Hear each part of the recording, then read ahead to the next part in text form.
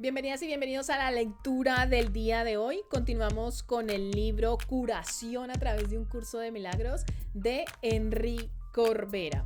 Ya sabes, si quieres apoyar estas lecturas, te invito a que te unas al club de lectura. En la descripción tienes el enlace para que vayas y obtengas más información.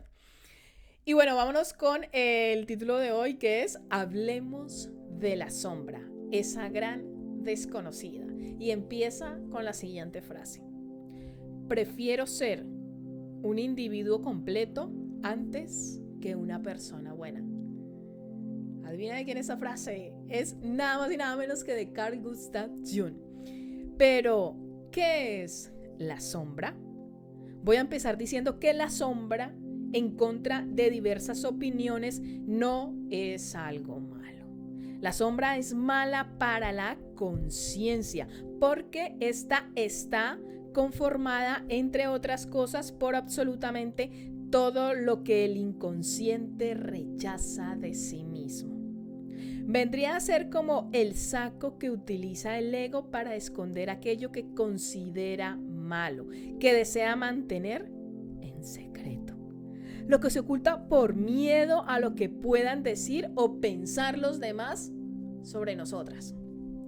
La sombra es una gran carga y muchas veces se expresa en el árbol genealógico.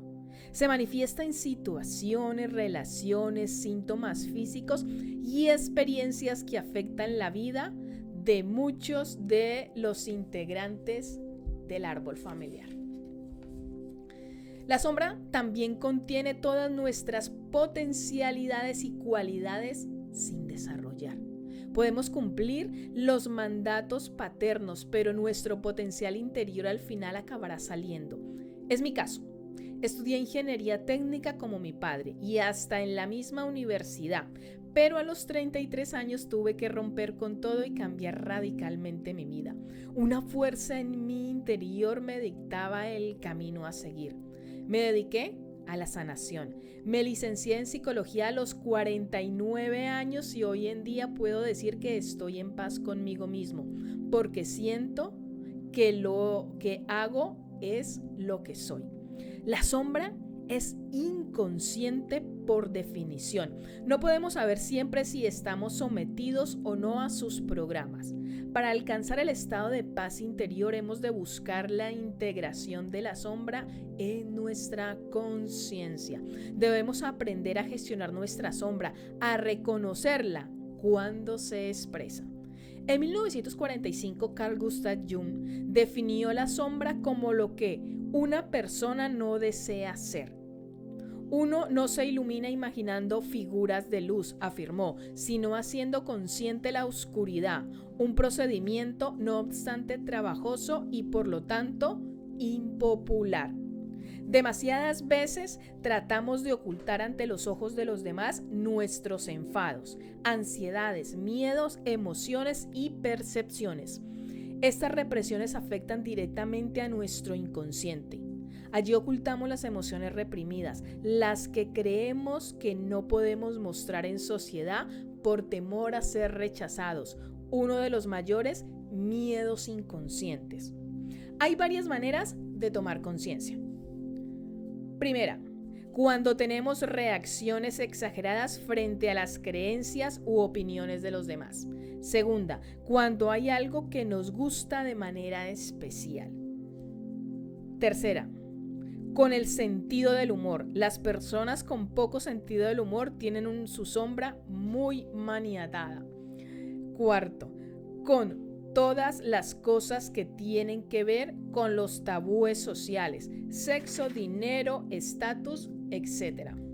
Quinto, con las relaciones personales y más íntimas. Por ejemplo, al elegir pareja, en la consideración de nuestros ídolos a quienes atribuimos los valores que no podemos ver en nosotros mismos. Sexta, en los acontecimientos deportivos. Séptima, cuando creemos que debemos ser buenos y hacemos 1000 cosas para demostrarlo. Y última, en nuestras fantasías y sueños.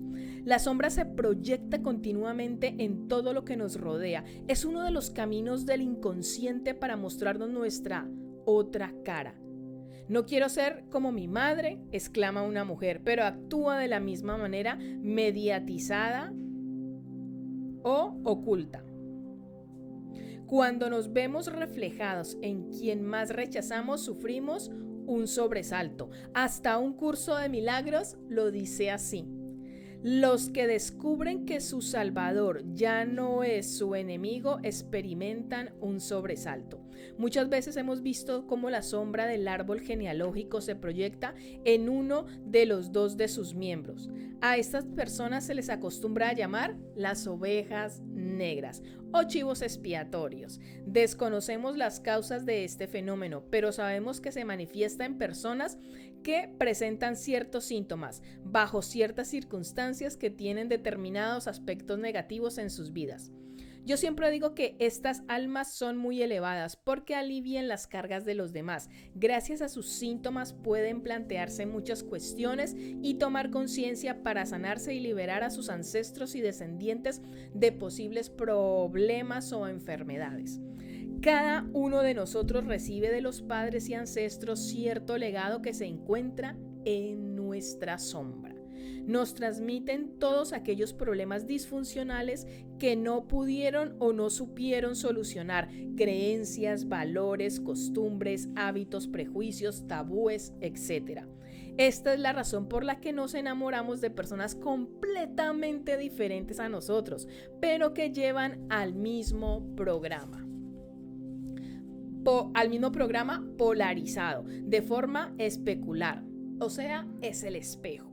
La víctima con el victimario, el introvertido con la extrovertida, el creyente con el ateo, el silencioso con el parlanchín, el reprimido sexual con la liberal en el sexo. Es más, estamos programados para no tener hijos y nos casamos con personas estériles, como una paciente mía que nació sin útero. En su árbol familiar había montones de mujeres que habían sufrido abusos sexuales o embarazos no deseados. Una pregunta que siempre hago a mis pacientes es: ¿qué crees que te hizo especial a los ojos de tu compañero? Y también estas otras, ¿qué es lo que más te disgusta de tu pareja y lo que más te gusta? En nuestros cónyuges podemos encontrar a nuestros opuestos y así descubrir aspectos de nuestra sombra. La convergencia en el cuerpo de nuestra sombra. Este es uno de los aspectos que más estudiamos y aplicamos a través del método Bio-Neuro-Emoción, que sus siglas son BNE. En BNE, hacer consciente la sombra se considera un imperativo biológico fundamental. Yo lo llamo buscar la historia que hay detrás de la historia oculta tras la historia que el ego se explica a sí mismo. Es importante dejar muy claro que la sombra nunca miente, es el ego quien lo hace. La sombra es considerada dañina, pero ello se debe a las proyecciones del ego sobre ella. Cuando les digo a mis pacientes que su historia es mentira, se quedan sorprendidos, pero nada es más cierto. Sus historias conscientes no sirven para nada, salvo para justificarse y dar explicaciones racionales. Pero no llegan a las vísceras, que es el lugar donde se manifiesta el inconsciente a través de la sombra. En nuestro cuerpo se manifiestan todos nuestros dioses y todos nuestros demonios. Podemos expresar nuestras más elevadas cualidades y las bajezas más extremas. El trabajo de cada uno consiste en aglutinarlas e integrarlas. Ambas son aspectos de lo mismo. Comprender esto equivale a ingresar en otro ámbito mental, en otro campo de acción donde los opuestos dejan de existir porque la mente asume todos sus aspectos y se libera de todos los juicios. En su libro Tu realidad inmortal, Gary R. Renard nos dice que la sombra vendría a ser la mente errónea. ¿Esto te suena de algo? Sí, de un curso de milagros, en la que el ego proyecta continuamente la imagen de todo aquello que deseamos ocultar, la cara de la culpabilidad, lo que nos permite mostrar otra cara de inocencia al mundo. Cuando utilizamos la mente recta, que es la que nos enseña el Espíritu Santo, comprendemos que la mente errónea es la ilusión y que no es real. La errónea domina este mundo dual. Por ello nos manifestamos dualmente. Lo que queremos mostrar al mundo y lo que queremos ocultarle. A esto último lo llamamos sombra. La sombra contiene la mayor parte de la culpa inconsciente que el ego rechaza constantemente. Queridas y hermosos escuchantes de estas lecturas, esta frase yo la tengo que volver a repetir. Dice: la sombra contiene la mayor parte de la culpa inconsciente que el ego rechaza constantemente. Repito, no hay que olvidar que la sombra nunca miente, debemos escucharla para poder descubrir los ardides del ego. Este siempre está interesado en la disputa y la controversia, pues así se asegura la pérdida de paz mental, y sin paz mental no es posible la disolución del ego. El ego sin la culpabilidad no tiene razón de existir, por eso la ama tanto. Es la roca sobre la cual ha edificado su iglesia. La culpabilidad nos lleva a repetir las historias. ¿Para qué? Para aplicar el perdón, integrándolas cuando aquietamos nuestra mente y cambiamos la percepción de lo que vemos. Will Reitz considera que el psiquismo constituye una expresión de nuestro cuerpo. Para él, el cuerpo y la mente son funcionalmente idénticos. En ningún lugar se expresa con tanta claridad la identidad funcional como principio de investigación del funcionalismo orgonómico como en la unidad existente entre psique y soma, entre emoción y excitación, entre sensación y estímulo. Esta unidad o identidad constituye la base fundamental de la vida y excluye de una vez por todas cualquier posible trascendentalismo e incluso autonomía de las emociones. La coherencia o su ausencia. John S. Pierrakos, que en la década de los 40 fue discípulo de Wilner Reitz, dice en La anatomía del mal: la persona sana gobierna positivamente su vida y se siente satisfecha consigo misma. En este estado, la enfermedad y el mal están casi completamente ausentes. El principal rasgo distintivo de la enfermedad, por el contrario, consiste en la distorsión de la realidad corporal, de la realidad emocional y de la realidad de la verdadera naturaleza de los demás y de sus acciones. El mal entonces constituye una distorsión de hechos que en sí mismos son naturales, pero la persona enferma no percibe sus propias distorsiones, sino que siempre que la enfermedad procede del exterior. El enfermo suele considerar que sus problemas están causados por factores externos. Proyectamos en la sombra la creencia de que nuestras enfermedades son ajenas a nosotros, y si nos mantenemos en una adolescencia emocional, renunciamos a la propia responsabilidad. Una persona sana hace precisamente lo contrario.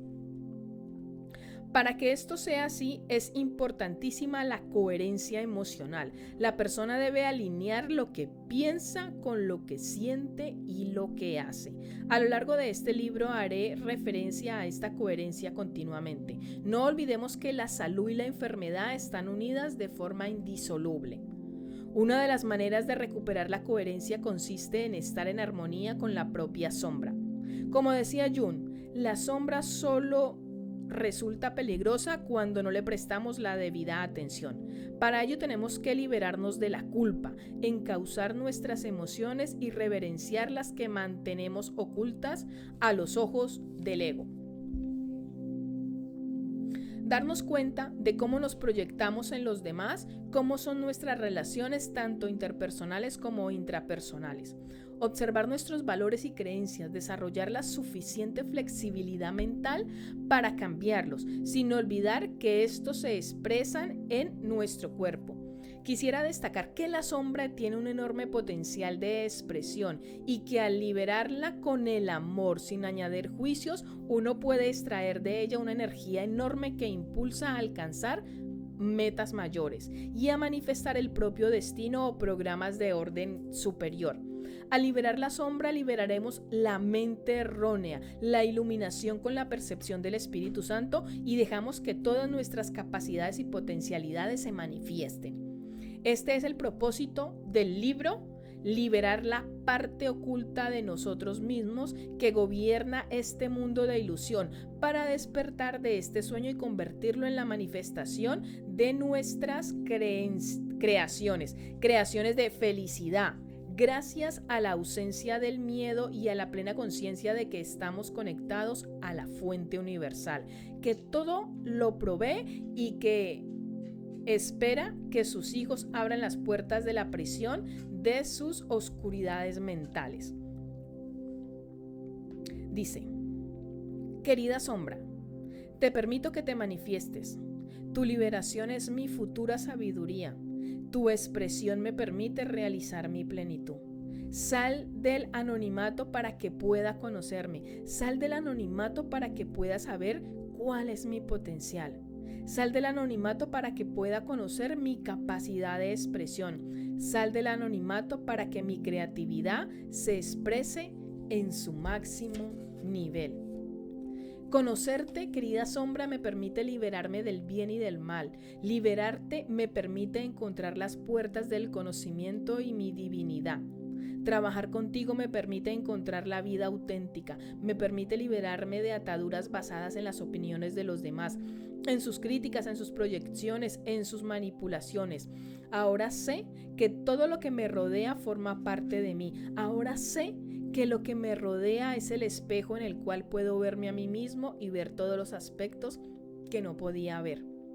Gracias, querida sombra, por permitirme reírme de la vida, porque el humor y la risa son una puerta para poder expresarme. El humor es la conexión con la relatividad de las cosas. No tomarme demasiado en serio me permite liberarme. Así sale a relucir aquella parte escondida y entonces me puedo reír de ella. Gracias, sombra, porque escondes el oro del cual yo no era consciente. Hacerte brillar me permite brillar. Y cuando brillo, todo lo que me rodea brilla, porque mi percepción queda sanada y me permite vivir en otra realidad. Reflejo de la realidad que pueden vivir los demás. Si puedo elegir lo que hago en el mundo, entonces puedo elegir y asumir mi responsabilidad por todo lo que creo en él. ¡Wow! Hasta aquí llegamos el día de hoy a esta lectura de la sombra, que es un tema demasiado interesante. Si te ha gustado esta lectura, pues ya sabes, sigue el canal, comparte esa lectura con otras personas y si quieres apoyarlo, pues te invito a que te unas al club de lectura. En la descripción tienes el enlace y también tienes el enlace a otros grupos de WhatsApp donde manejo otro tipo de temas que tal vez pueden ser de tu interés, ya que están relacionados con el amor propio para mujeres, el desarrollo personal, la salud natural, la espiritualidad, la metafísica. Así que muchísimas gracias, que tengas un feliz instante presente y nos escuchamos en la siguiente lectura.